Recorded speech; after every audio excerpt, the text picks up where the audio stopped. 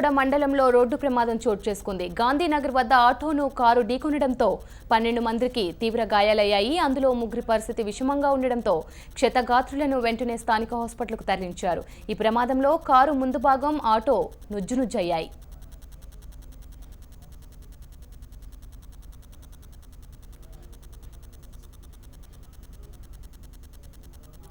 Car రేసులు తల్లిదండ్రులకు గర్భశోకాన్ని మిగుల్చుతున్నాయి. Night పార్టీలతో యువత నిండు జీవితాలను ఫుల్ స్టాప్ పెట్టేసుకుంటుంటే భారీ ఆశలు పెట్టుకున్న పేరెంట్స్ గుండెలు అవిసేలా రోదేస్తున్నారు. తిరుపతిలో జరిగిన ఓ ఘటన 2 కుటుంబాల్లో విషాదం నింపింది. తిరుపతిలో అర్ధరాత్రి కలకలం. బర్త్డే పార్టీ తర్వాత కారు రేసింగ్ లో పాల్గొన్న 10 మంది యువకులు. బిల్డింగ్ ను ఢీకొన్న కారు, 2 మృతి.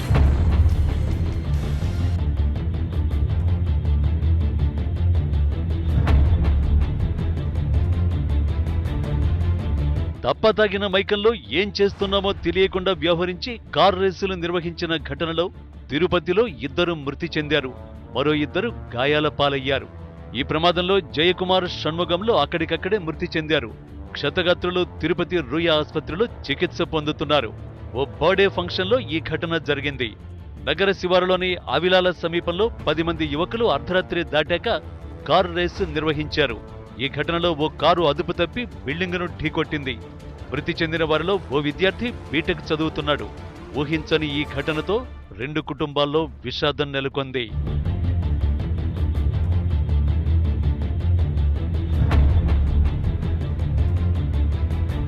మృతుల బంధువులు చెబుతున్న సమాచారం ప్రకారం చిత్తూరు ఎంపీ శివప్రసాద్ మనవడు మొన్న బర్త్డే వేడుకల కోసం రాత్రి వెళ్లారు. అందరూ పూటుగా మద్యం తాగారు. అవిలాల చెరువులో కేక్ కట్ చేసి అక్కడి నుంచి కారు రేసు చేశారు. నిర్మానుష్యమైన సమయం కావడంతో అడ్డు అదుపు లేకుండా వచ్చారు.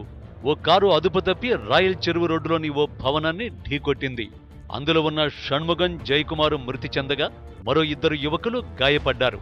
మిగిలిన వారు ఎవరు, ఎక్కడికి వెళ్లారు అన్నది మాత్రం తెలియరావడం లేదు.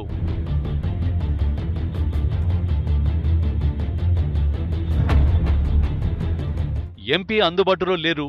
కుటుంబీకులను సంప్రదించినప్పుడు మొన్న అలియాస్ రూపేష్ అనే పేరున్నవారు ఎంపీ మనవడు కాదంటున్నారు.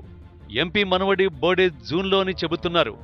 అనవసరంగా ఎంపీని ఈ ఘటనలో ఎందుకు లాగుతున్నారని ప్రశ్నిస్తున్నారు.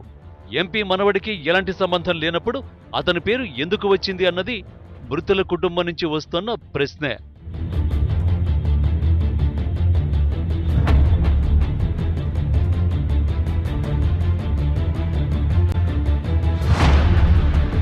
మృతికి కారణమైన వారిని శిక్షించాలని డిమాండ్ చేస్తూ బంధువులు రూయ ఆసుపత్రి వద్ద ఆందోళనకు దిగారు. పోలీసులు కేసును నీరుగార్చుతారేమోనన్న అనుమానాన్ని వ్యక్తం చేస్తున్నారు.